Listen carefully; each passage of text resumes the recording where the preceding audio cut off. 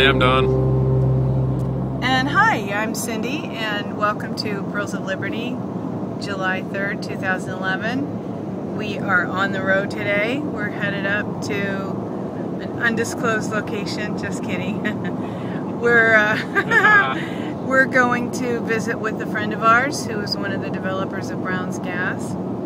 So we're making a little trip to do some filming for possibly putting together a documentary. And we have our good friend John Ballou with us today. And John knows some things about, well, John knows some things about a lot of things. But one thing of interest currently is we're talking about the possibility of the development of World War III around Libya and some other actions that are being taken by the United States military. And John has a friend who saw something very interesting some time ago. And John, would you describe it? The friend is a person that's a Mensa member, very intelligent, pays a lot of attention to, like what we're doing, pays attention to what's going on in the world. And he just so happened about, I guess it was 20 years ago almost, he lived in a place in Denver, right off where all the railroads come through in Denver. And he'll sometimes stay up late doing artwork. And he noticed that all of a sudden there were all these trains coming through the Denver spurs there. And he went out and looked under these tarps, because it was unusual. It was just very unusual. They were just flat cars, flatbed cars with tarped vehicles on them. And he went out and looked underneath the tarps, and they were UN tanks. They might be US tanks, but they were painted white tanks that had UN on them. And they were shipping them up into Utah. How many? Thousands. There were that's what got him. He said all the spurs were full of these flatbeds with these tanks on them. And he went to quite a few of the flatbeds and just, was double checking to make sure they were all the same. And yes, they were. They were all white UN tanks, and being shipped covertly at night or early in the morning. They were shipped from what? Covertly shipping them. And then he also checked on. There were also tankers going along with the same shipment, and it said diesel fuel, which can be used for tanks. And again, there were millions and millions and millions and millions of gallons. How did he know where they were going? That I don't know. He somehow was able. He's a great researcher. He's brilliant, and he pays attention to everything. Like he would get probably 10 or 15 magazines. He was an avid reader. Paid attention to all this stuff that we're studying now. He was like me, but maybe even more intense back 20, 25 years ago. He paid attention to everything that was going on. So he somehow, now that's the nebulous part, he somehow found out that these were going to underground facilities, massive underground facilities in Utah. So, what would you surmise might be the use or the plan for those? Well, it's kind of, there's a lot of scenarios. Like, why would our government want to put UN tanks, bury them with fuel and everything? I would say it's because it's not our government anymore. Yeah, and he was surmising that we were covering some things that were going on, some talk that was going on at the time about a mock invasion. Like we were saying, I forget what that movie was, Red Dawn or whatever it was. There were, the invasion. How would you stage an invasion? Well, it would make sense if it was UN tanks, and all of a sudden there's an invasion of UN tanks. Most people would just I mean, who you blame that on? Huh. And so anyhow, that was just our supposition. You can't say for sure why this was happening, but what this happened. Most people would say, "Oh yeah, how do you know this happened?" I mean, Ron was involved with so many things. He was talking with generals and admirals and stuff that with the Stephen Greer and the Disclosure Project. I mean, he was talking with generals and admirals about what was really going on behind the scenes. He was no lightweight researcher. So when he looked at something and and investigated it, he really went for it. So this really did happen. These tanks really did go through the Denver. Is this friend of yours still around? Yes. Matter of fact, he's still involved with Stephen Greer and that Disclosure Project. There were a lot of generals and admirals disclosing things with covert actions that nobody was even thinking about. Now people are starting to talk about some of the covert actions that our military is doing. He was talking with them back then. We were doing things in England, talking with, he did do crop circle research, which again, a lot of people consider crop circle research to be Doug and Dave and a bunch of people just smashing down the wheat.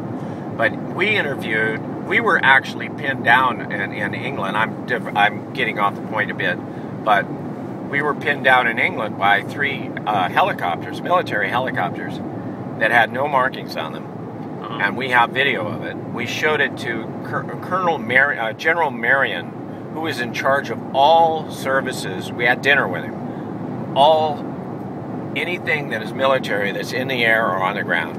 And he swore up and down none of that took place, even after we showed him the video. He said, those are not ours. He was very nice, actually. He said, well, boys, all I can tell you is those are not ours. And we said, well, how can they be in the air if they're not yours? He said, but they're not mine. And just basically denied it right in front of our faces. Well, I mean, there's a lot of black ops within the military that the military isn't aware of. Yeah, so apparently... when he says not ours, he means, the part of the military that he has any control over. Yeah. Right? So. But he was in charge of everything that flew, including civilian. Everything that flew. I think a lot of people in the military are compartmentalized and they don't know they're compartmentalized. Yeah. So anyhow, so Ron was interviewing people that were in militaries, and he also had connections with generals and mostly generals and colonels and stuff in the U.S. I think maybe might even be how he found out where those tanks were going. Not positive. I just can't say for sure. You were also talking about some kind of a prophecy or something about civil wars, George Washington's vision, George Washington's vision is something a lot of people. It's readily available on the internet now, and the Catholic Church has claimed it as their own, which I find is very interesting, since George Washington was a 33-degree Mason. He was a Mason master, matter of fact. A lot of people don't know that. Every painting done of George Washington, he's wearing the master apron of the Masonic order. And where was I? What were we talking about? His vision. Okay, so Washington in Valley Forge, when they were just about ready to be defeated, they were starving. And there was actually plague that broke out in Valley Forge during that winter. And he had a woman appear in his tent, and she was wearing white buckskins, so it would have been a Native American woman. And it said he was about ready. He said, "Woman, I've given orders not to be bothered. What are you doing in my tent?" And then he said it was as if he was covered in glass. He could not move. And maybe from his Masonic activities, he understood this was a spiritual being. And she gave him 3 visions. And angels were involved in the visions, angels with swords and all of this. Over and over, then, that the United States would be put upon 3 times. And the 3rd time, and it was all done in metaphor, dipping water from Europe and from Russia And as the water was poured across the United States, fires broke out, implying that there were civil wars. And the third one was the most interesting, because there were, like, the metaphor was that ladles were picked up from the oceans of Russia, and around Russia, China, and Europe in particular. And as they were poured across the United States, civil wars broke out from coast to coast in the United States. So is this something that is after the Civil War we've already had, in your opinion? What's this? Well, what's being described here in this vision. It describes the Civil War. Well, it would be the Revolutionary War, the Civil War. Well, the one that Washington was in at the time. Yeah. And then the Civil War. Yeah. So that's two. Is that what you're saying? Okay. Yes. And then this is the one third one. And again, just to digress here, one of the things that happened is Washington was. I mean, he was toast, and there was just no way for them to win. And he came out of that meeting. For one, he was ashen when his the lieutenant wrote about it, and he interviewed Washington basically shortly after this happened, and then he just gave it to the newspaper later in his life, and was just describing what Washington had described to him. And Washington went out of there with a conviction, because one of the things that the angel in this vision said was, "Son of the Republic, look and learn." Every time he showed him a vision, he would say, "Son of the Republic, look and learn." So he got it. He's the son of the Republic. And he went out of there with a conviction that he couldn't be defeated. Yeah. And they went out of starving and dying of plague to defeating the British. Yeah. And just to put in there, so that if people are listening to this one clip, they might get the impression that you are pro-Masonic, but you're acknowledging that George Mason was a 33rd degree Mason, but also acknowledging that God still used him for his purposes, correct? Right. Whoever this, I'm trying to be as open as I can here. Whoever the Native woman in white buckskin. Now, to Native Americans, it might have a correlation. You can look it up. It's called White Buffalo Calf Woman. She's some kind of a mystic something that brought the pipe to the Dakota people. And so all I'm saying, realistically, is this is what Washington described. A Native American woman in white buckskin who seemed to be a spiritual being, who gave him these visions. And on this third attack upon the United States, it was coming from Europe, Russia, China. A lot of the world would. So here we come back to this possible UN scenario. That the world came against what the United States was doing. And we can really see that happening today, because those of us that are looking at what's going on behind the scenes, it's not too hard to see that the U.S. is making enemies around the world, and it's not a stretch to say that we're the new Nazi Germany. We're the one that are starting all these wars, and the people in the United States are so brainwashed that they think that we're fighting for freedom, but it's actually that we're invading countries and bringing people into slavery, and people don't realize what's going on. Now, there's a lot of really, really good patriotic, freedom-loving Americans in the military, but there is no doubt in my mind that there's evil people in control at the top. Ever since the Project Paperclip at the end of World War II, the top Nazis were brought into positions of power within the U.S. intelligence and military, and something very evil has been unleashed, and now it's more and more visible. So it's not at all hard to see why a lot of nations would be coming against the U.S. And yeah, it sounds like that could be right on the horizon. I mean, within the next decade or two is what I'm thinking. Yeah, and so part of this too, this staying with this vision, was that the Union, the angel, was very specific he had a sword in one hand and a document in the other. Might have been, well, it doesn't say. And then he had a emblazoned across the forehead. It said Union. And so, as the angel was giving him this third vision, he was saying again, "Son of the Republic, look and learn." And as all these battles were taking place, fires were breaking out, and brother against brother. So that's civil war. Broke out across the United States from coast to coast, and it looked like we were going to lose the battle. Now remember, the Catholic Church has claimed this. Every Catholic has been given this. Like, somehow this is Catholic doctrine coming from a Mason. That's my point. Catholic doctrine, but it coming from a Mason. And so at the end, as this battle continued, it looked like we were going to lose. And then at the very last, the people that were opposing this one side of this battle, they prayed, and all it says in the vision, I'm not trying to say what I believe it is, they said beings of light came from the sky and enjoined the battle, and the battle was won. And then it said, the angel said, as long as there are stars in the sky, the Union shall prevail.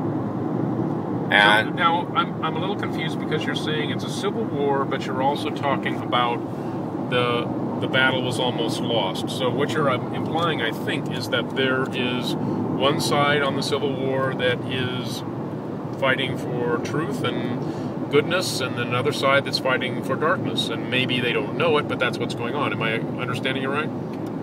what I'm getting is that who knows? Yeah, I imagine it would just like any civil war. Both sides believe they're right. Yeah. Right. The North, the South, they were fighting for what they believed in. Right. But one side that the angel is talking about, not trying to preface good or evil. I'm not, whatever. Yeah. It's that the one side that made the prayer, please help us. They were enjoined by these beings of light. Okay. The beings of light joined in the battle. They won, and then there was as long as the stars in the sky, the Union shall prevail. Okay. And then they said, "There shall be peace upon the earth."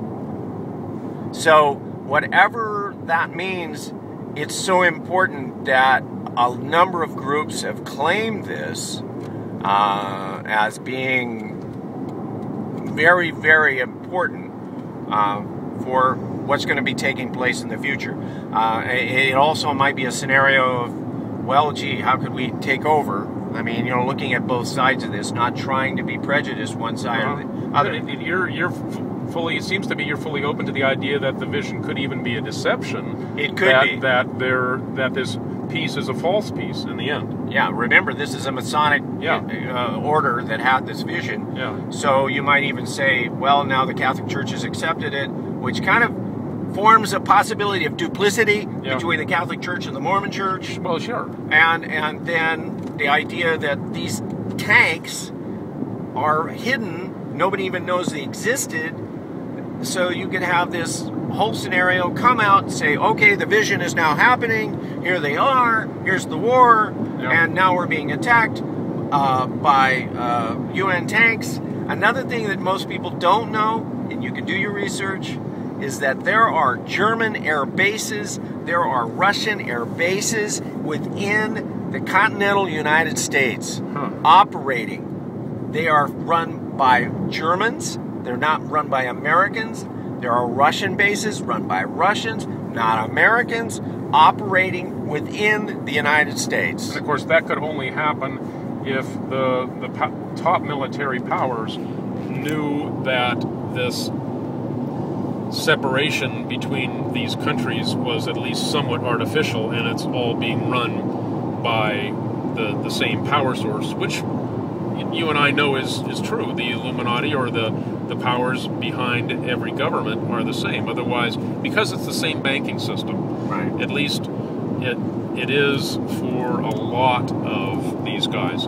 I think that there are elements within Russia and China that are not fully bought into the Anglo-American system, but that system that definitely is in control of the U.S. and Britain and a lot of the world is also has its hooks into Russia and China big time. Right. Now here's another scenario that ties into all of this, is that Delta Force.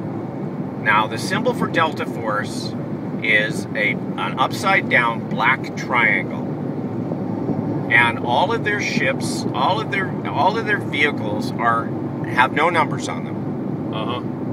We live in Vallejo Benicia area, and I have actually had a person that was working on Mare Island, and a black helicopter landed on Mare Island while it was in operation, when it was a base for rebuilding atomic subs or repairing atomic subs. A black helicopter landed, and all these camouflage guys wearing camo, military guys with M16s surrounded the helicopter. A man got out, two men got out wearing black outfits with the insignia of Delta Force. Came out, went to some officials that approached them, handed them a packet, a large packet, handed it to them, and then they got back into the helicopter and they left, and then the military went away. That was it, and there were no markings on the helicopter. Who saw this? It was a friend of mine that actually worked. He was ex-Vietnam vet, and he just said, he didn't believe in all this stuff. He thought, well, no, you're kind of weird. But this did happen. And I've actually had a couple of experiences of seeing the same thing. And the idea, and this is very hard for most people to accept, is you look at the United States and how its infrastructure is falling apart. Yeah. Over the last 35 years, somehow we didn't have any money for infrastructure. We didn't have any money for bridges. All these things were falling apart. And nobody seems to understand that this was going on. The idea is that money has been being siphoned off to supply Delta Force. And at the time I was looking at it, it was 20 years ago, the budget per year was about $15.5 trillion. And does that include the drug money, or is that the big part of it? The whole big picture. The covert drug money was what was supplying the money, and so they were siphoning off money for bridge repair, anything to do with the roads, anything to do with airports. Yeah, because they basically know they're taking the United States down anyway, and the only thing that the long-term vision for the United States is the military power of the One World Order, right, based on those three obelisks. You've got the Washington, D.C. obelisk, you've got the London economics obelisk, you've got the Vatican obelisk for the spiritual, the religious control. So you've all got Egyptian, all Egyptian. Yeah, and it all comes out of that mystery school. And this is the vision for the United States of the people that are controlling, or mostly controlling the world. I mean, I don't want to ever say they're completely in control, because I don't believe that they win in the end. But there has to be an opposition rising up that's fully aware of all this stuff. These guys are going to appear to be indomitable, but that's why we're sharing this information, is that if people know this, they can stand against it and say, no, I'm not buying into this idea that the military is going to enslave other nations. And that's why we're speaking out now, because Libya is the first step in this deception that will begin a World War III. And I believe that these things are tied together. The visions that you're talking about and these nations coming against the United States are a result of us. When I say us, I mean the powers that be that are in control of the military, beginning these wars in other nations that will cause other nations to turn against us. Yeah, and time to get the gas. Yeah, and the other side of this is the Black Ops, Blackwater. the mercenary forces that are CZ or whatever. yeah, all these Blackwater covert groups that we're paying as much as $300,000 a year. I think one of the general salaries is somewhere around $100,000 a year to be mercenaries, and there are more mercenaries, and of course on the ground in Iraq.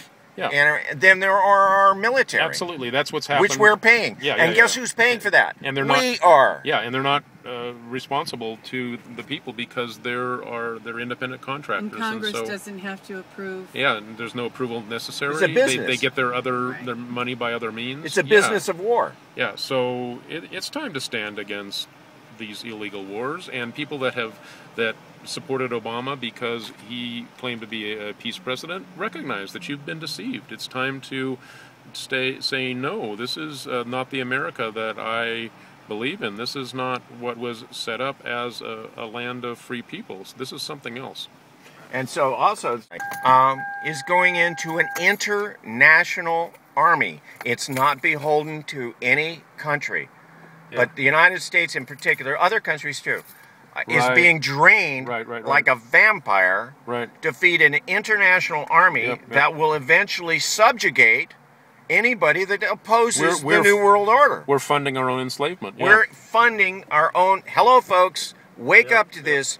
You are funding your own an army that is bound and determined to enslave you. So... I mean, just think about this. And now you're looking at... I have gone across this country, and I was appalled at looking at the bridges, especially in the Midwest. I mean, there are bridges that people have been driving over that have huge chunks of concrete. If you live in the Midwest or you've been in Chicago or any of these places, the infrastructure is completely falling apart. Well, the bridge collapsed not that long ago. Right. Was it a year ago? But I've got a background in city planning, okay?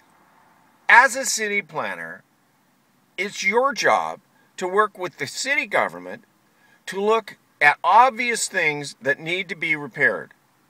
There is so many blatant examples of huge chunks of concrete falling out of bridges with exposed rebar, rusting to the point where the rebar is rusted completely through. Now, if I can look at that, that means every day a city planner and all the city officials know this is happening. But what happens is they put in whatever requests to the federal matching funds to repair these bridges, and they're not getting the money because the money's being siphoned off. So now they're saying it's going to cost, I don't know, a staggering amount of money, maybe $100 trillion. I don't know what it is. It's a ton of money to completely redo the infrastructure in the United States that somehow has just been allowed to fall apart. Hello, folks. This is not a bunch of dumb officials. These are paid people that are in the system to protect their own cities. Their cities are falling apart, and they can't do anything about it. Come on. That's right. And some of that has a little bit to do with what we've talked about in the past, Agenda 21, and some that of the ties money, it into now, right? Some of the money goes into, if a community's in redevelopment, a substantial amount of the tax base goes into the directly into the redevelopment fund to repay loans, and there are just a very few people that are benefiting from these monies that are intended to, as you say, rebuild our infrastructure and keep our cities going. So on our special edition Independence Weekend Pearls of Liberty, we are talking about we're philosophizing a little bit more than we normally do, and we've had some discussions so far about collapsing infrastructure and buildup of military might for potential future wars. And behind all this, we use the word they. They are taking the money for our infrastructure. They are building up military power. So, who exactly is they? I know who they are. I saw this movie called They Live, so that explained to me who they are.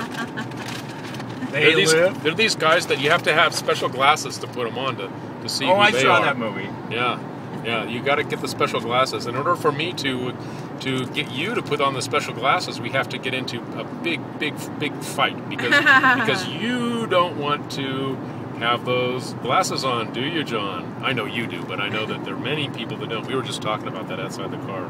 Weren't those guys the ones that had they looked like skeleton, weird-looking skeleton things with big eyes? That's the movie, yeah. Yeah. Well, you remember that big brawl that the actor had to get in with the other guy, the white guy and the black guy got in this big fight? Yeah, that's probably the longest fist fight in movie history. In movie history. Right. So, I mean, whenever you talk to most people, and if you've been living a conservative life, you haven't been looking at this stuff, it makes sense to go, oh, come on, who are they? You always say they, you conspiracy theorists. Okay, the idea is, let's just take a concept that some of the theories aren't theories, that they actually might be conspiracy facts.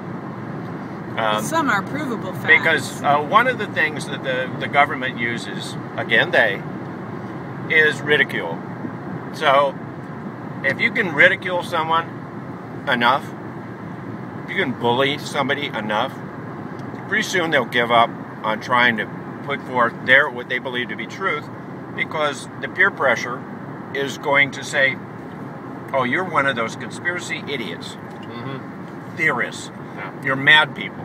Yeah. And then that generally is enough for a group consensus to shut down a person trying to put something forward, because they throw you in a category and they say, oh, you're a conspiracy theorist, therefore everything you say from now on means nothing. Yeah. And I understand that in human nature. I might have done it a few times myself. When you're afraid of a concept, when it says you have to do something maybe that pushes you out of your comfort zone, the first reaction, I think, is to say, oh, come on. What are you, some kind of nutcase? And it protects you. And I understand people needing to say, if I believe this, okay, if I believe this about my government, oh my God, everything I stand for is suspect. My country, what I've believed in, America, love it or leave it. My uncles who died in wars, whatever. You mean that all my people, my son, my daughter, my uncle, my grandfather, died for nothing? How dare you? And I understand that. It is a thing that comes against all your senses. But like with me, I've been observing this stuff for 35 years. And I've been touting about this to people, and I mean, the same kind of concept. Imagine where I was 35 years ago trying to say some of the same stuff that we're talking about now. But no one will listen to you. So basically, I studied, I had my own concept. I maybe had one or two people that I could talk to. And what's happening now, I hope, is that rational people can take their time, take their fears, research on your own, find your own truth in this, face your fears, because if you look at Nazi Germany, okay, which I believe this is another form of that regime, okay, it could be, I could be wrong, but what happened in Nazi Germany, let's just use that example. They were told by the Hitler, the Nazi Party, that if they followed this, you know, that somehow Germany was the great nation. It was ordained by God that they were to rule the earth. And it got into everybody's egos. Think of it, what we think of America. We are the great country. We save everyone. Well, they said the same thing in Nazi Germany. And first thing they started were the brown coats, the brown shirts. Okay, so you had people in neighborhoods that were district neighborhood watch. Okay, neighborhood watch. Sound familiar? No. And then you had a guy that was the lowest person on the totem was the district watch commander. So he'd have control of maybe 3 or 4 or 5 blocks in his neighborhood. And his job was to talk to all the neighbors, befriend them, and then be a source for anything that was unusual that was coming against what the Reich wanted to happen. And this was all in the name of security, all in the name of keeping you safe. Right. And this is once people accept the idea that the purpose of government is to keep you safe, then what you do is you sanction a secrecy policy that there can be these Stasi, these brown shirts, these neighborhood watches that will spy on their neighbors, and they'll be tricked into being a part of it, going along with it, all in the name of making the world safer. But if that's your understanding of America on this 4th of July weekend, I have to tell you that you've betrayed your country, because the real America, the real vision, the truth about the founding of this country is about individual liberty. And individual liberty says liberty is first, safety is second. Benjamin Franklin and many other founders put it this way. He said, those that give up liberty for safety, security will deserve neither and will soon lose both. Because it always happens that the idea of security is falsely sold and will bring people into enslavement. The only solution is individual liberty.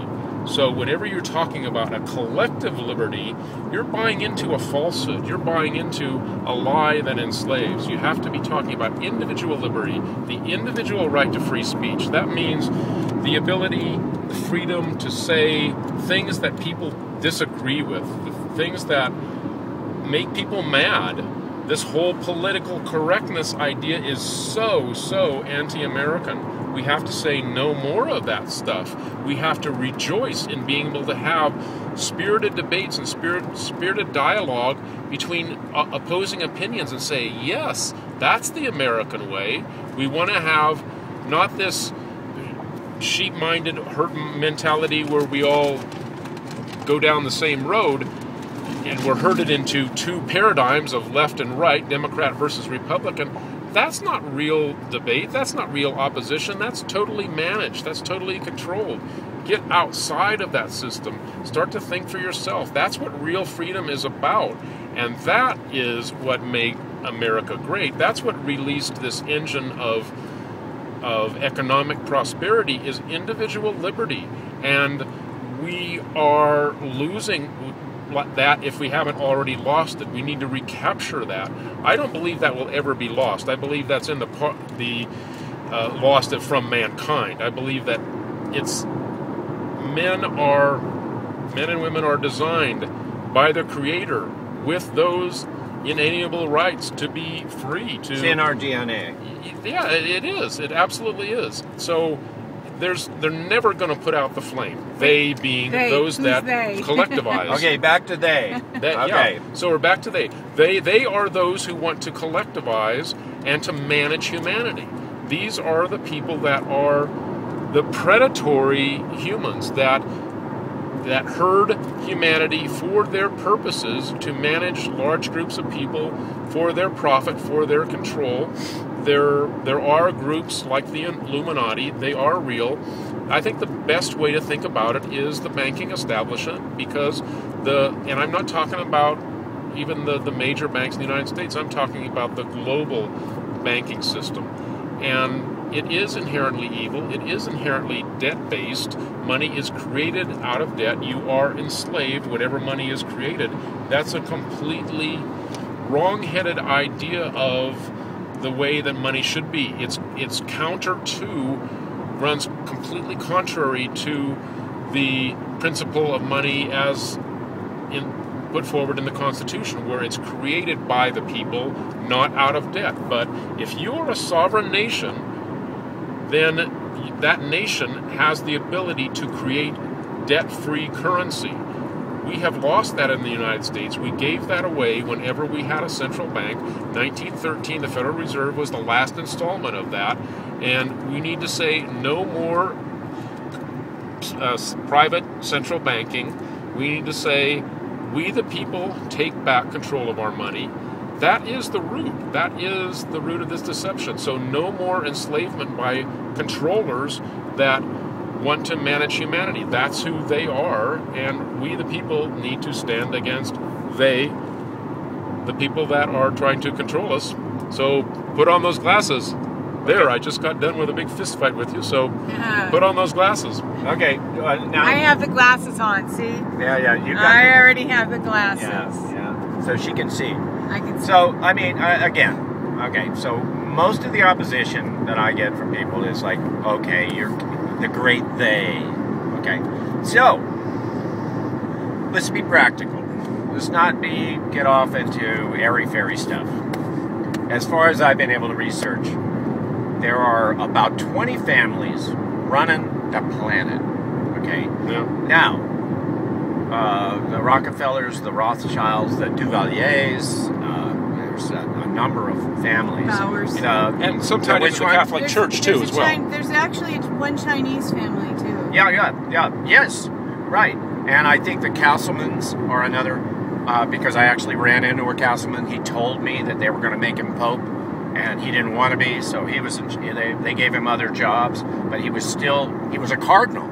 They just made him a cardinal. Anyhow, so there's a connection between religious power, like in the Catholic Church, whatever. It's a way of hurting people, right?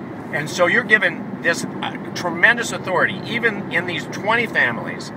One of the things that they would do if they had with some of their offspring is put them into the clergy, make them a pope, make them a cardinal, because it was the most influential, most powerful position. And then what do? You threaten people with excommunication and with hell.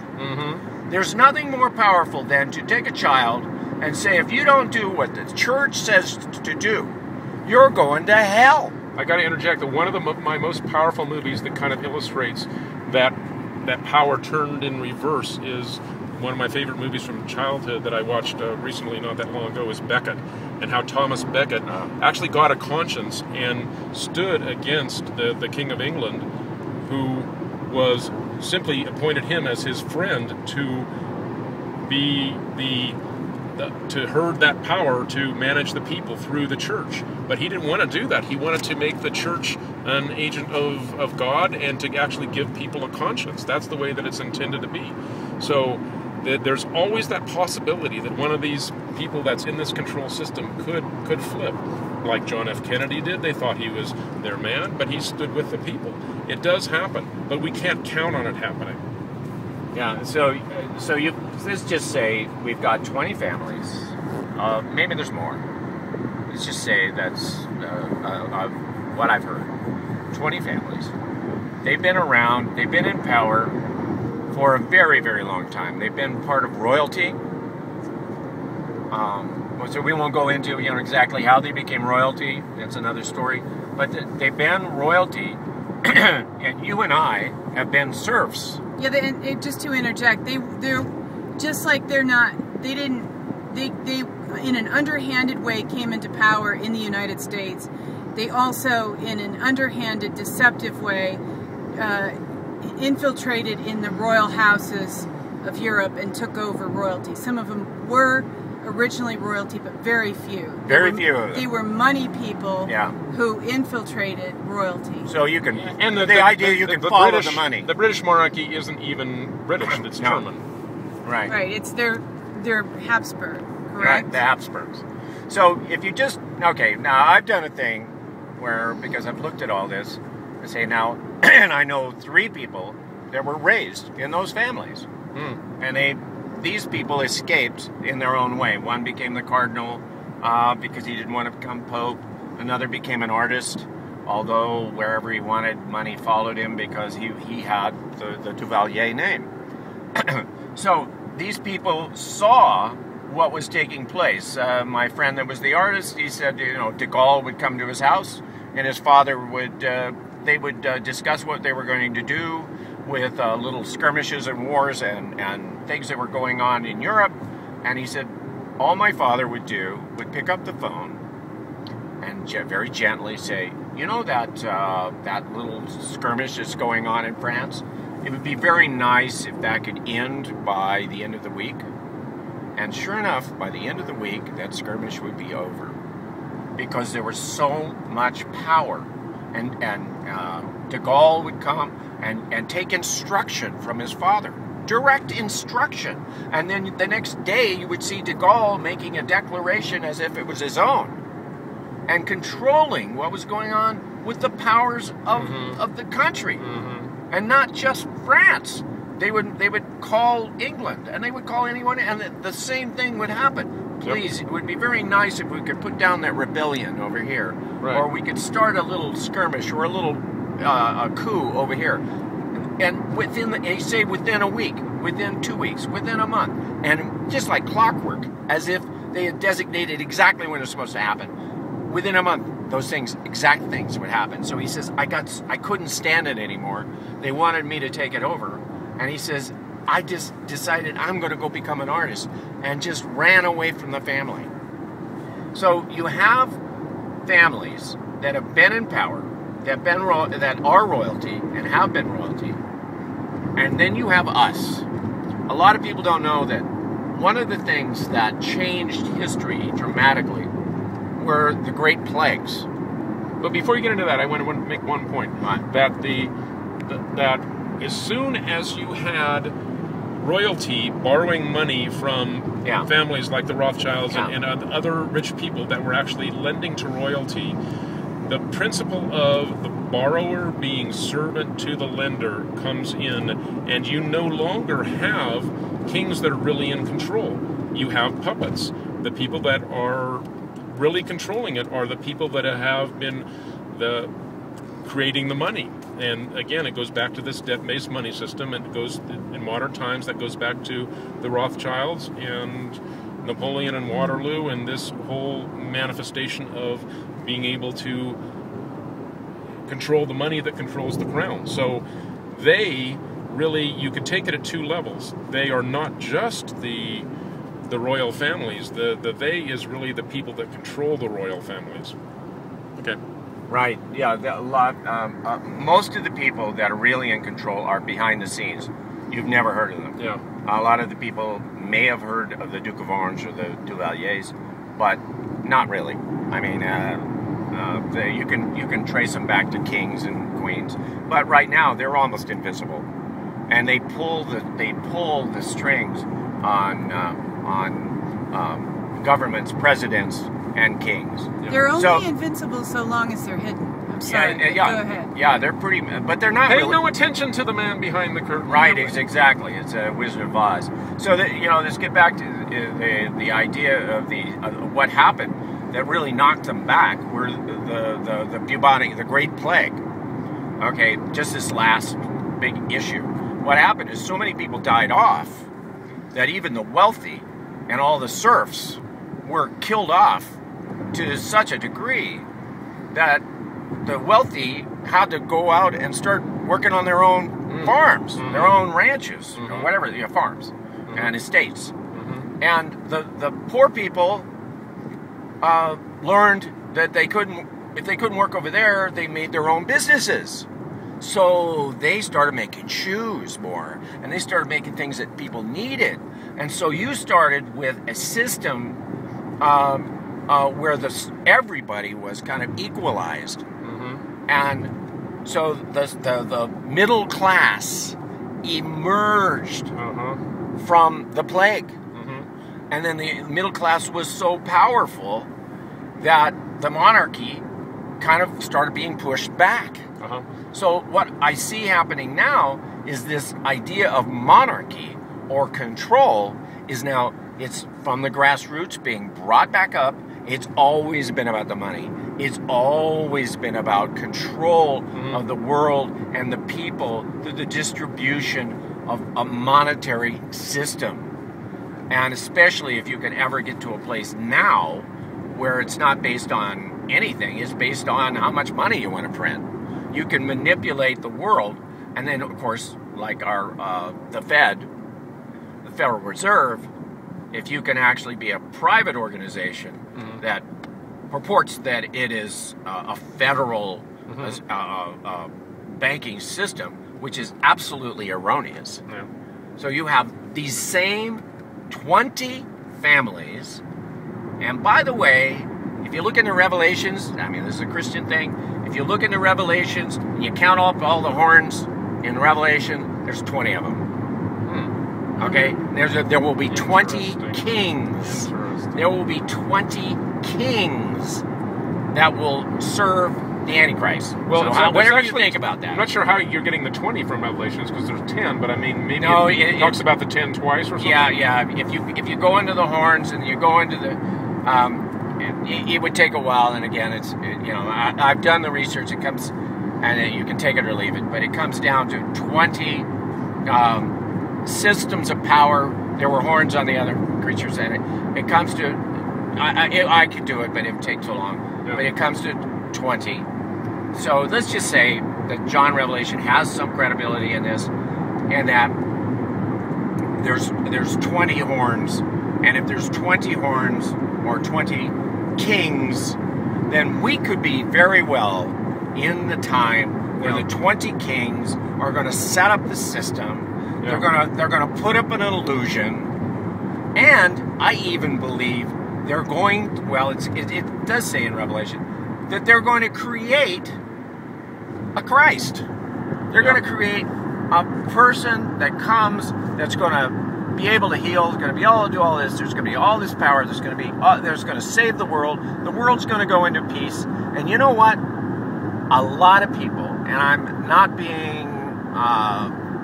not trying to say that these people are wrong, because in our hearts, we all want to believe that there's somehow we're going to come out on this, and there's going to be a Savior. But it also says, I believe it's in Revelation, where Christ says, I might not be Revelation, but Christ says, if they tell you I'm in the field... As in Matthew. As in Matthew. Thank you. If they tell you I'm in the field, don't go there.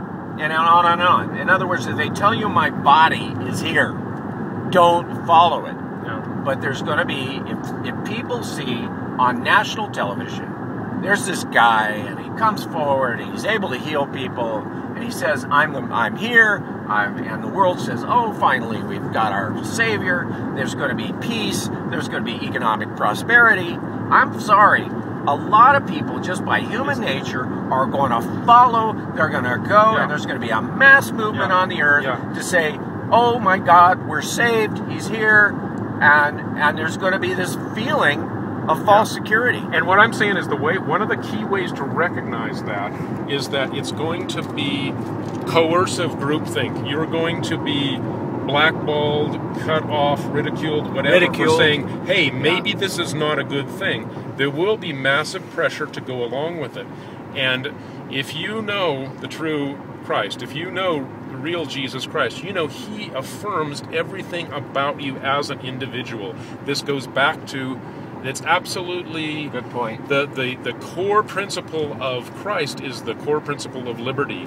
The God of freedom is not going to coerce you into some system. And people have this idea that Christians want to legislate morality and legislates what you should do and don't do. And I'm here to say that's not real Christianity. Real Christianity gives people freedom. Real Christianity lets you decide. That is the Christ living within you has the freedom, and that is the new kingdom. The new kingdom is within you. It's not about external rules. So I'm afraid that there are a lot of Christians that are going to say, yay, this is our chance to create the kingdom of God, and we're going to pass all these laws about what you should do and what you shouldn't do. That is the false kingdom. The real kingdom is within you, run by the Holy Spirit. God gives us liberty. So recognize that the deception by the lack of individual liberty. That's right. Self-determination is the essence of liberty, and you have a free will. I promise you, some people dispute the whole free will predestination thing, but if we didn't have free will and the ability to self-determine, there wouldn't be verses in the Bible that say things like, choose ye this day whom you will serve. There are things like that. So if you don't choose, if you don't take up your own free will and use it in your life, then it's all on you. They will do it for you. It's all on you. Yeah, and there we come back. Yeah, and again, in Matthew, that, you know, if Christ said, don't look for my body. Well, okay, now wait a minute. Isn't he supposed to come in a cloud? He's supposed to do all this stuff? When he comes, every eye will see him. Yeah. So and every eye will see him. He will come in the same way that he has gone. Okay, and everybody wants to say, well, that's television. Well, what if it's not? No, in the same way that he went, he will come back. So what if the vision has to come from within? So every eye will see, every heart will perceive, maybe? I don't know. Could be television. Fine. Yeah, I don't think so. It very well could be. But the other thing is, he said, don't look for my body. So if anybody that says, we got this guy, okay, here he is, and he's the leader, and this is all going to happen, the idea is don't follow that. And for a lot of people that are out there that are metaphysicians and all that kind of stuff, that follow UFOs, I know thousands, millions of people that are waiting for the ships to land. They're going to come at the last minute. You know, this is rapture stuff again. They're going to come at the last minute. They're going to pick everybody, all the good people. Only the good people, of course. And they're all going to put them on a big ship. Because we all know good people never suffer. Yeah, right? Yeah, that's right. Good people never suffer. So and you hear these three notes, right? Yeah. Right before There are five, I think. Boop, beep, boop, boop. Yeah. And so they're going to come, and we're all going to get on the ship, and then the Earth's just going to get blown to hell. Okay. There's a lot of people that are looking for that. What if that's staged? What if that happened? Imagine, okay? Maybe they tie it all together. So the idea is that people want, they've got us crunched down so far. The world economic oppression, collapse. They've got you in, hopelessness. Millionaire Americans losing their homes to foreclosure. Yeah.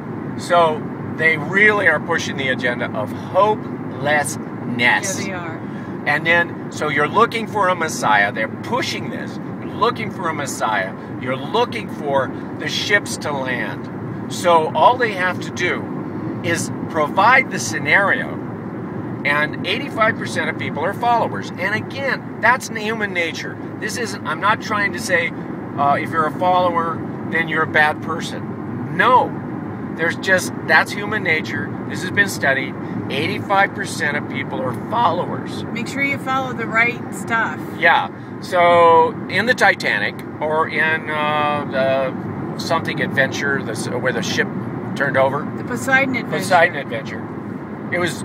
Follow Gene Hackman. Yeah, everybody followed the mass, and they all died. And there was a little tiny group that said, maybe we ought to go this way, because this is where the port, the plates are the thinnest, and if they're going to get to us, they can cut through. A little tiny group out of an entire ship made it to safety. That's the biblical principle of the remnant, and you see that throughout Scripture. It's never the majority that finds the right way. It's always the minority. So beware when you're a part of the crowd, when you're a part of the masses. That should not be a source of comfort to you. That should be a source of alarm and caution.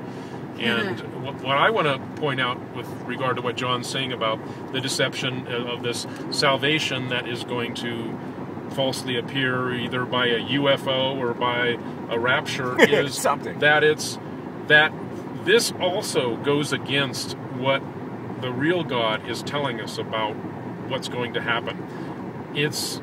I could break down the false programming of the rapture, but it's better to emphasize what God says will happen, and that is a spotless bride, a bride without spot or wrinkle, who is an overcoming bride. That means that she is taking a stand. She's not getting escaped. It does say in Revelation that there will be a place prepared for her in the wilderness.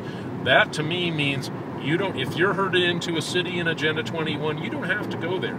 I believe there's a place in the wilderness for you that you don't have to be a part of this system that's being set up.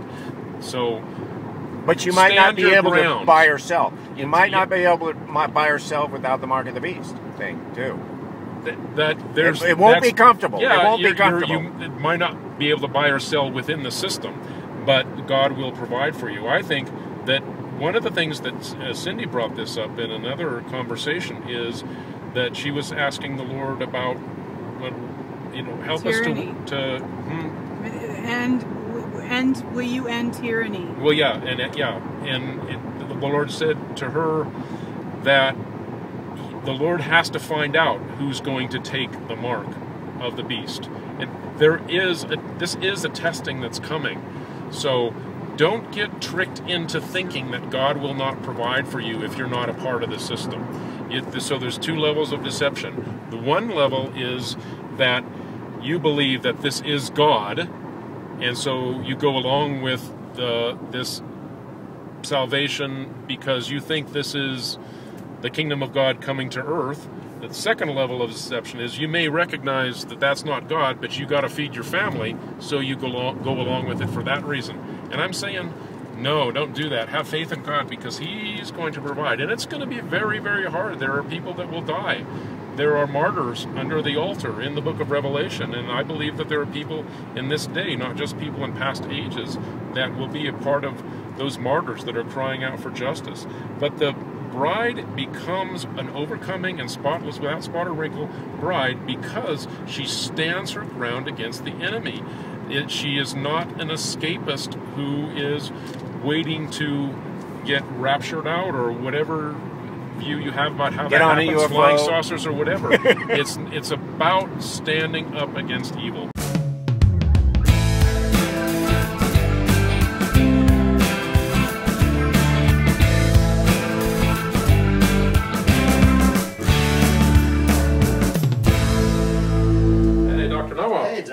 Good to see you, Welcome. Cindy. Hey, thanks how again are for you? inviting me back. This has been a real pleasure on a weekly basis to share some information that I come across.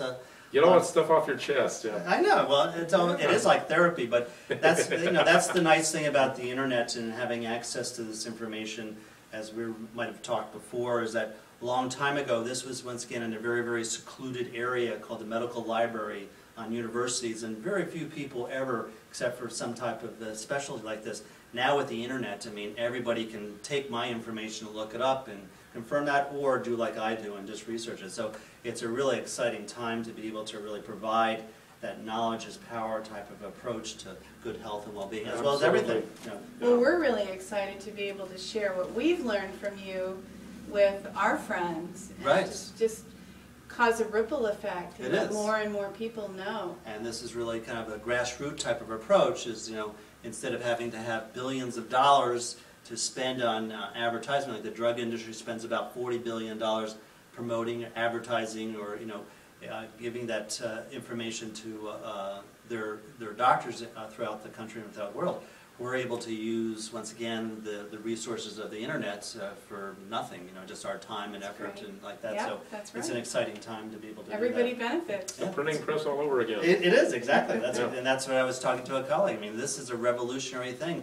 just when they started to be able to go from doing an oral tradition of just talking about it and then passing on, is starting to create books and then using the printing press to be able to duplicate these, so then more and more people. But even then, as you know, the history is that, you know, that was only held by a few select people, whether or not it was the church or, you know, some other type of powerful people had that. And the internet, you know, has really kind of broken through that. Everybody that has access to the internet.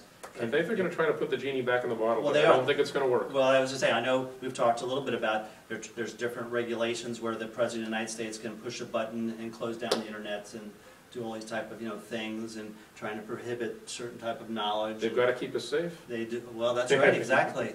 Yeah, yeah. Yeah. Oh, I'm sorry. Just watch some television. Exactly. Yeah. My hat's on backwards. What's going on here? So that's it. And as we had a little presentation earlier, as the woman was talking about, is critical thinking is really what's necessary. Is being open-minded. At least hear it. Maybe you won't agree with what I have to say, but open your mind, investigate, and then we'll see what you have to say. Critical thinking. Oh yes, I was going to say that. Maybe we should require that before people watch this, that they not watch TV for maybe a few days before, then they might be able to think. Be able to process It makes a difference. Well, you know, it's kind of interesting too. It was something that came into my mind is it's kind of come full circle. The oral tradition and then the printing that allowed information to be dispersed widely.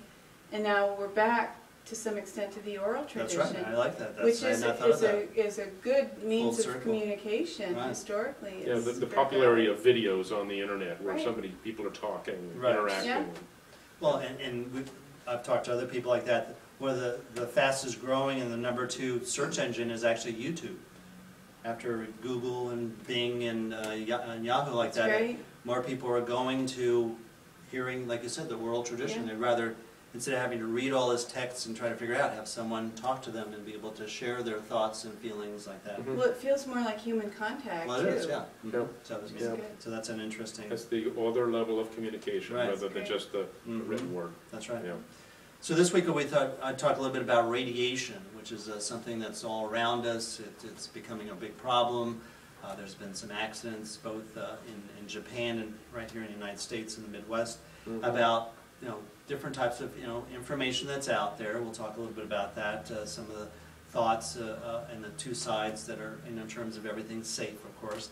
And then some other types of very, very inexpensive and common things that you can do that has some good science in terms of helping if you are being exposed, and we all are, some things that you can take to try to neutralize or at least counteract some of that. So that's an important factor. So the Japanese nuclear power plant after the earthquake out there has really brought attention again about nuclear power, and there's all different types of sides about cheap energy, but if it's not subsidized, it's not cheap. I mean, we're not going to go into that. But there are so-called experts that say, there's no worry, a little bit is, no, not a big deal. There's actually some kind of contention that actually having a little bit of radiation is kind of good to you, and that kind of being old enough to, there actually I think Ann Coulter said that. Well, yeah, because there's so-called scientists, oh, that's right, they work for the nuclear power industry, and supported by funds and grants like that. Are almost like the same thing that people in the early 20th century, that smoking is actually good for you. It toughens up your thing. Oh, wow. Yeah, they used to make type of notions like that. And, poisons a little bit is actually kind of good for you. Yeah, so, right. Exactly, that's right. And it's not going to harm you. Well, we know from other scientists is that there is no safe level for radiation. 0 is where we're supposed to be. Now, that's kind of difficult after the explosions above ground of nuclear testing. That's contaminated us. Different types of other factors of just like flying increases your exposure to natural radiation. We're all under that exposure, and so we want to take some other action in terms of counteract that. One of my favorite is we just gave a little presentation, is using a Nerve2 activator called Protandem.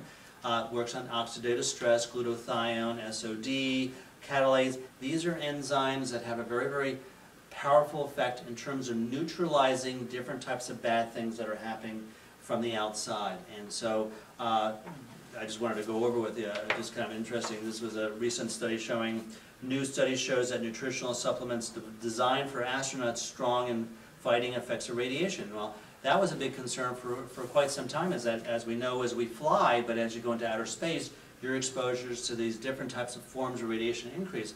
And so even the space program has been looking for and has and also stated that using natural type of compounds that reduce oxidative stress have a very profound protective effect. And we know that protandim is able to reduce oxidative stress down to a 20-year-old, increase glutathione by 390%, so that's very powerful.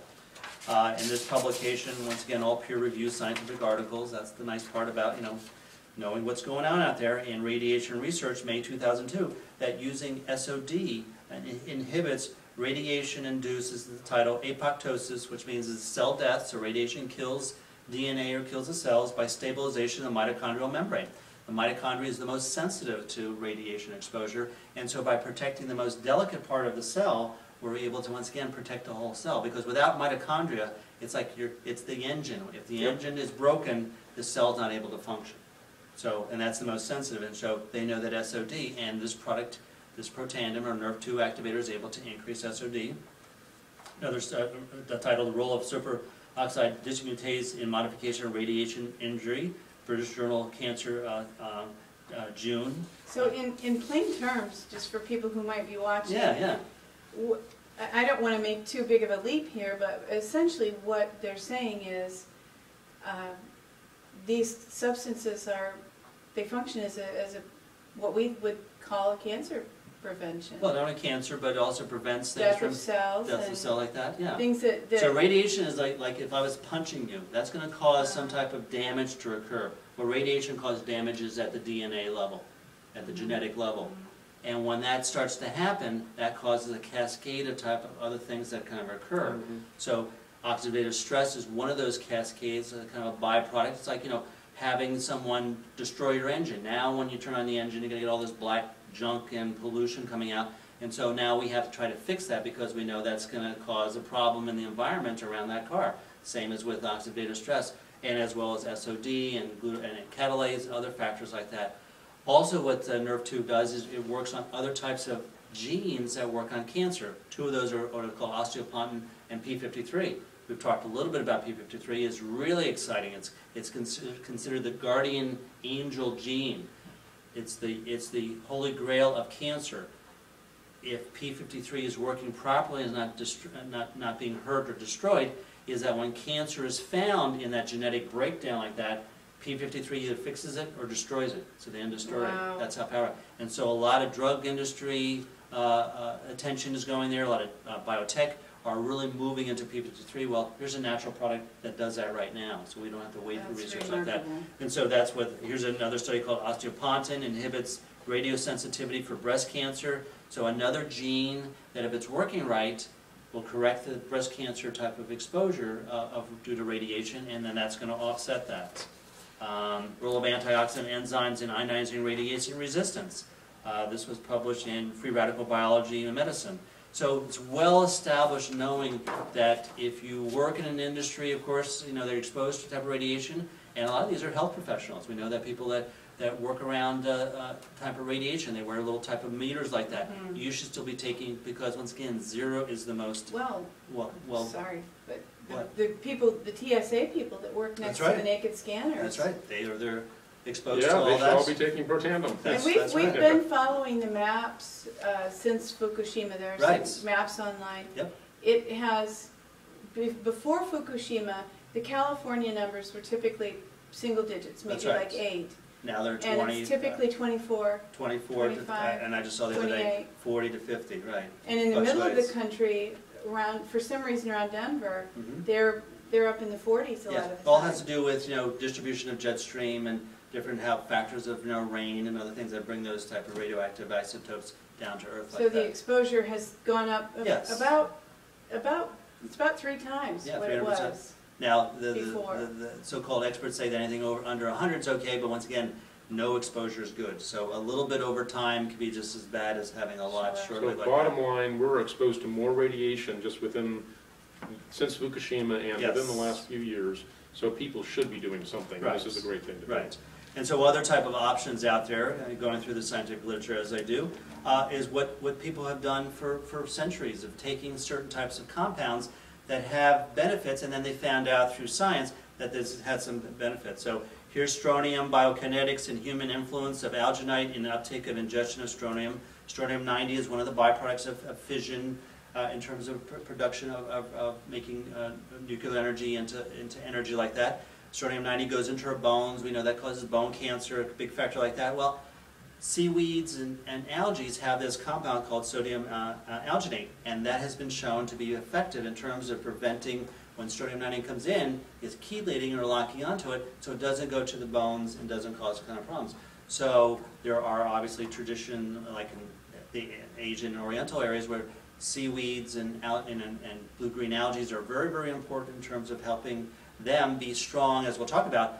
Not only will this protect you for radiation, but we'll talk about other type of factors of these wonderful things. Would chlorella and spirulina be in that category? We'll be talking about that, exactly right. Another study here in Canadian Medical Association showing that we've known this since back in the early 60s, that taking these type of seaweeds are very, very protective in terms of helping prevent different types of radioactive type of material here.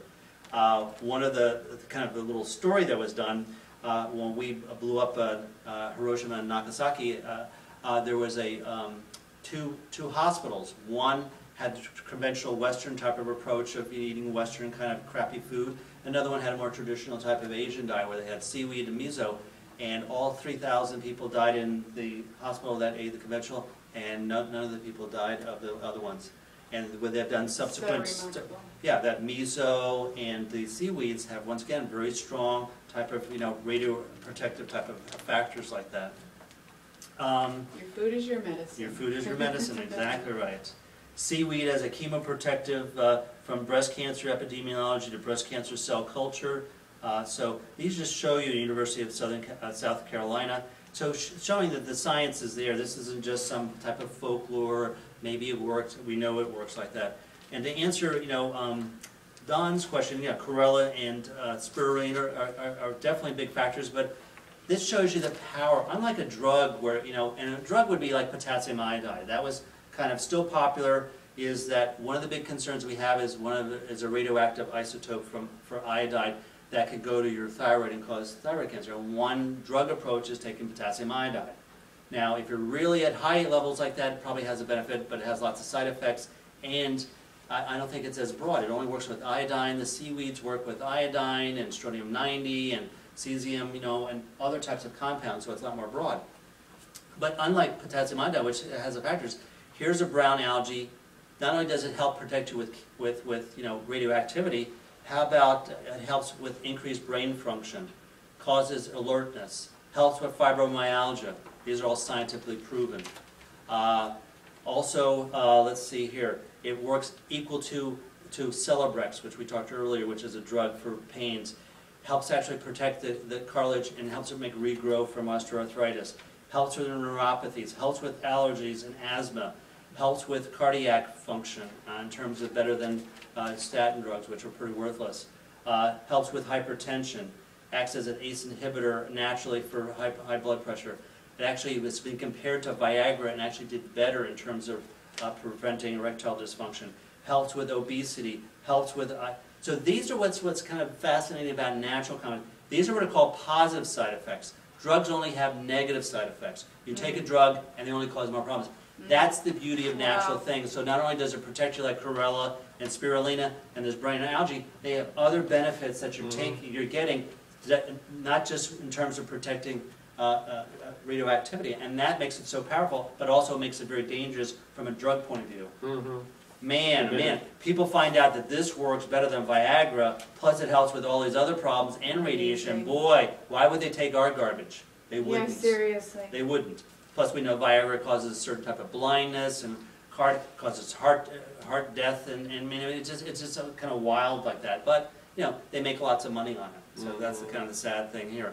So just simple things. You can go to your usually Asian grocery store will obviously have that a lot, but even just regular in California, the big box supermarkets there, they'll have a section where they'll have some seaweed, they'll have some miso. Of course, you can go to food co-ops and natural food stores. You can use these products, and they're just great. Sprinkle a little bit of seaweed into your casserole, into your soup. It adds a nice little type of salty taste, nice little special type of flavor. Plus, it has a wealth of these type of nutrients in there. They compared land-based plants to seaweeds or what are called sea vegetables. And sea vegetables, because they're just living in this very enriched type of mineral, they're 30,000% more nutrients and minerals than land-based. It's pretty hard to deplete the ocean. Exactly, exactly right. And so you're getting so much bang for your buck to have like that. I mean, and so it's just a wonderful thing to add to your diet. I mean, it's just great stuff. So here's something, yeah, it's frightening out there, radiation. One of the things I did pull, which I didn't bring around, one of the big factors, not just nuclear power plants, but going to your medical doctor. Here's a study that just came out here, is that using CT scans, and people have gone in and people just go nuts. You know, you have a little boo-boo, we better CT scan that like 25 times. That procedure per year causes 29,000 new cancers a year. No, 29,000 cancers and a year. they use this a lot on cancer patients. Yeah, well, that's So that's how not much even is talking. that helping This now? is just, once again, this is just basically showing That's this amazing. is the overutilization. This is of you these taking things. your car into the shop and the mechanic hitting it with a hammer. Right. Yeah. Or saying, okay, you know, Don, you're the mechanic. Can you just do a tune-up? No, I have to take the whole engine apart. I have to, you know, put an acid, you know, a wash in it. We're going to clean out all the cylinders. Well, how much is that going to cost me? Oh, you know, $4,000 or $5,000. No, I just want a $99 tune-up. No, we're going to do all this because your insurance pays for it. Oh, okay, Yeah, well, go yeah, for it then. Yeah. That's the tragedy here. Wow. So you have to understand that everything has a plus, what's called a risk versus benefit. And yes, there's benefit in terms of CT, but the overutilization, that's what this study here, actually from Harvard, showed, is that, you know, that the increase has been a 2,300% increase over just a decade. People have just gone nuts under it because there's an 800% profit. This is the quotation from the study here. Given the high profitability nature of diagnostic imaging, this isn't my words. They know that the radiologist is making lots of money off this. Yeah. And if they do 5, I make $1,000. If I do 1 or 2, I make 100. I'll do 5. It's crazy. That's nothing about science. Doesn't have benefit. So that's the dangers. Plus, once again, there's a risk factors. This was published in Archives of Internal Medicine. That's a drug journal. This is, you know, some agenda that I have. This is what's the science out Somebody there. should do a study called the dollars per death factor. Yeah. And see, you know, where do you get the biggest bang, meaning the greatest kills for the buck? Exactly. And compare different medical procedures. Well, we know that the medical procedures all put together, one person is either killed or murdered or dies every 3 minutes. The largest cause of death in the United States is medical related intervention. Yeah. Exactly. Yeah. Not to say they don't have the benefits, but once again, the risk is very, very high and very costly. We talked about Dr. Garson, who's an MD, a Master of Public Health doctor, who was the former dean of Virginia Medical School. You don't get more conservative than that, and now he's the vice president of the whole university. He stated that half of the $2.3 trillion is a total waste, fraud. You know, it's criminal. Yeah. $1 trillion is a lot of money. And please remind us how long it takes to count to 1 trillion. Well, you count to 1 million, it's 12 days. Count to 1 billion, it's 32 years. Count to 1 trillion, it's 32,000 years. Sheesh. Or put it this way, if we save just for 6 years, once again, medicine has a place, saves lives, but if we just save that $1 trillion, It's wasted. wasted, causes harm, causes damage, it's all voodoo, just save that part for 6 years, everybody in the United States would have a free home. Woo! I'm for it. I'll vote for you. Exactly. Yeah. I mean, that's how easy. Are you running for president? Well, I should be, just on that platform. That's how easy it would be. Is just, once again, take all the BS that's out of, once again, medical procedures that harm people, totally worthless, overpriced like that, save that for 6 years, we put that in a fund, then everybody after 6 years would have a free house. Yeah. Awesome. But no, I'd rather have the quackery that kills people, that's worthless, that hurts people. I'd rather have that system. It's madness. I mean, who? What is going on? Does everybody have Munchausen syndrome? You would think so. I mean, it's just Yeah. like, with those kind of numbers, I mean, you would think if this is a no-brainer. Well, lemmings walking off the cliff. Yeah, exactly. Yeah. Oh, okay, well, I'm just going to go along with the system. Well, the system, you know, is broken. Oh, that's okay. I'll Yeah. go with it. Or would you rather have someone be killed for something that doesn't work that costs hundreds of thousands of dollars or a free house? Free house. Yeah, exactly. I think most people would say, oh, well, put it that way, I'd rather have a free house. Free house and good health. Yeah, and you could have both. Yeah, Yeah. absolutely. We talk about the studies, you know, in archives of internal medicine there, with type 2 diabetes. Natural approach, which costs about, you know, $2,000, or the drug system that doesn't work back in 2005 that cost $31,000. I mean, once again, I mean, it's you could save $30,000. So, but we live in America. This must be the best. We have freedom, right? Well, exactly. So we must be choosing the best stuff. Well, and that's the problem is with propaganda and brainwashing. People don't get the information. There is no critical thinking. They go to their, you know, so-called expert.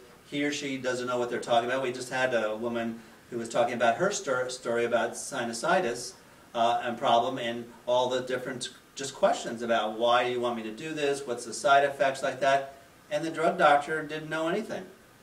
And the drug rep happened to be there, and he kept passing the buck. Well, talk to the drug doctor. Well, she said, no, you're the doctor. You're the one I'm paying $600 for this crappy visit. You know, what are you doing? Why even come to you? That's right.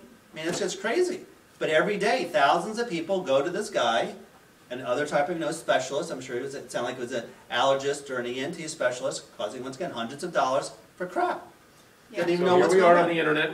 We're changing it one mind at a time. That's right. That's right. And we should mention too our new website, which is thereisacure.info. Nice. And we're featuring a lot of Dr. Noah's videos of patients that he has helped recover from things. Right. And just share, once again, this is what the science says.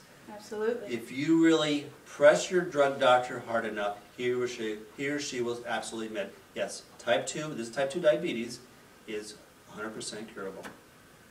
Absolutely. All the Thank time, God. every time. Stop praying for cures. Well, that's right. The cures are there. Stop and- giving money to cure for Well, cures. and that's a tragedy. Pray that people will become People aware. are walking and they're making quilts and raising money for the cure. Well, it's already around. Start praying that people will recognize the cures that are already That's there. right. And put that money to good use. Yeah. Instead of, you know, for more research into drug companies that's going to basically fool you thinking that this is going to help you, you know, use that money into, you know, hey, everybody gets a free gym pass. You know, put that money into everybody gets organic food. You know, Absolutely. that's where the money. Those are the choices. Give it to organic farmers. Exactly right. Instead of giving it to the drug doctors and drug industry that are worthless, scientifically proven to be worthless, give it to something. Yeah, good food, good exercise, stress management. Put that money into there and provide people that. Bravo. Well, Yes. that's too radical, I'm sure. Okay. Thanks, Thank you, Dr. Don. Noah. Thank you very much. Thank you, Dr. Thanks, Noah. Cindy. Bye-bye.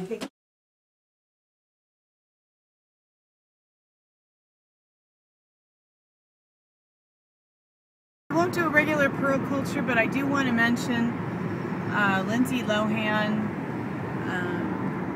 Pretty interesting statements this week about the world bankers and the reason why goods are becoming more expensive.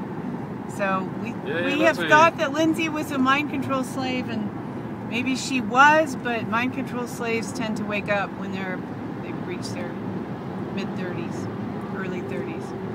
If they live that long. If they live that long. Yay, Lindsay. And also, yay, Lindsay, yeah.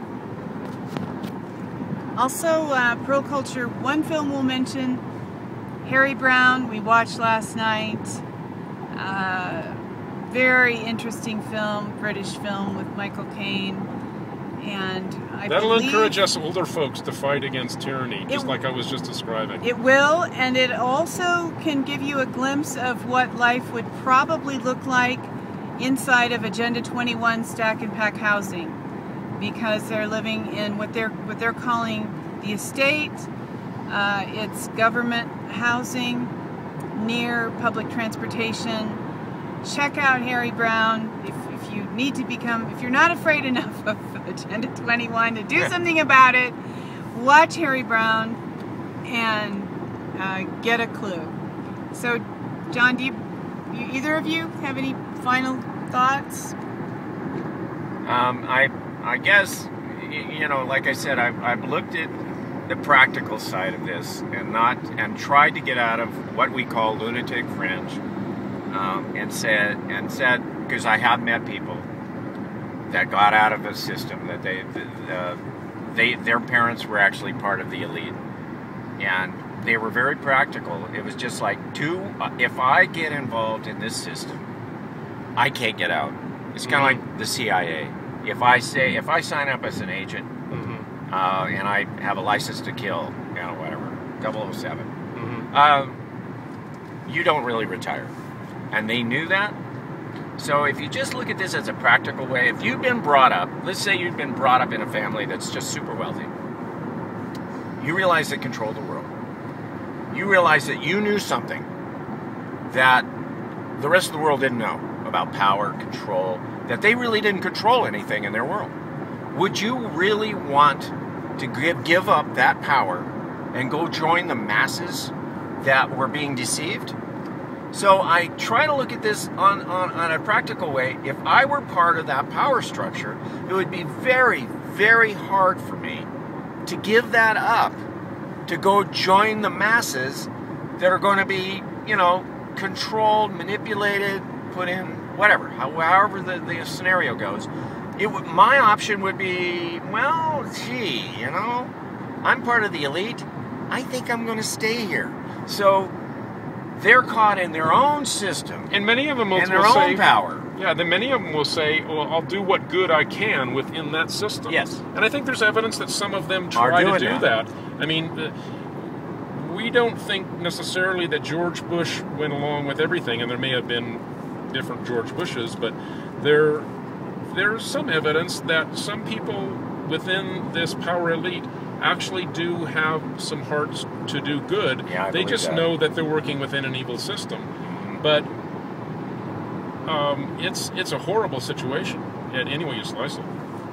And to sum this up, another thing that I was told by these people is that there's about a third.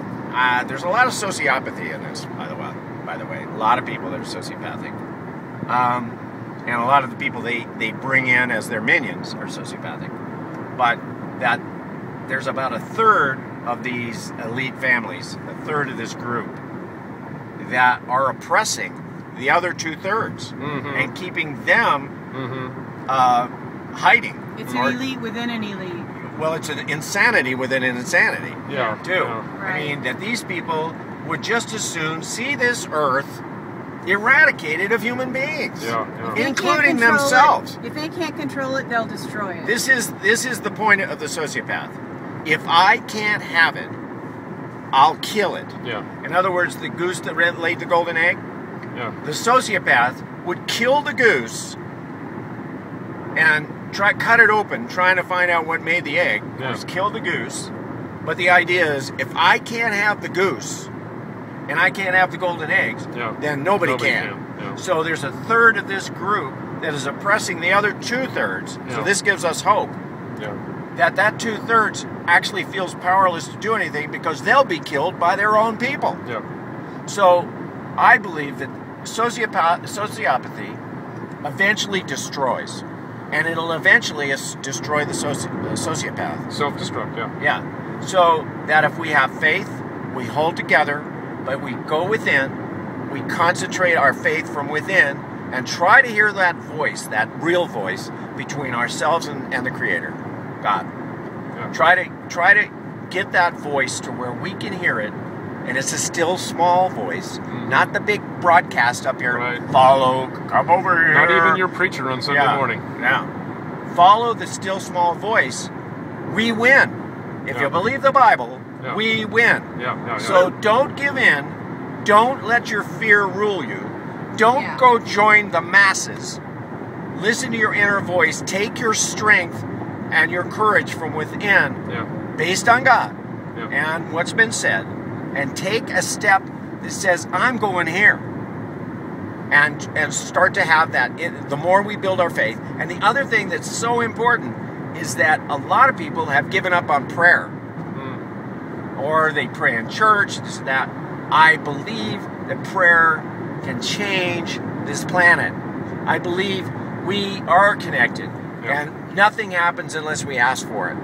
So everything comes down to connecting, praying, and acting from within. And I'll add to that if you're confident of your position in Christ in prayer, you can pray declarations. You can declare things and create in the spiritual realm, so that it's not you just asking God. Yeah. You can, once you know the will of God, you can proclaim it. And we know that it's the will of God. Co-participant. That His kingdom come on the earth. And again, it's not the kind of tyrannical kingdom. It's a kingdom of freedom and a kingdom of liberty of the individual heart. And that's what we want to be proclaiming and declaring as believers. Yeah. And how do you know? I'll leave you with this. Oh, come on. How do you know? How do you know if you are one of them? Maybe you are one of them. I'll leave you with a little question, and we'll give you the answer next week. You're gonna ask the riddle? Yeah. So here's the situation. You got to determine the answer to this situation. There's a woman who attends the funeral of her mother. And at this funeral, she sees a man, and she's very attracted to this man. But she's not able to get his contact information at the funeral, and she doesn't know how she can get in touch with him. A couple of days later, this woman, whose mother just died, this woman kills her sister. Why did the woman kill her sister? See if you can answer that question, that riddle. We'll reveal the answer next week on Pearls of Liberty. And on that happy note, Happy Independence Day. Happy Independence Day. Stay free.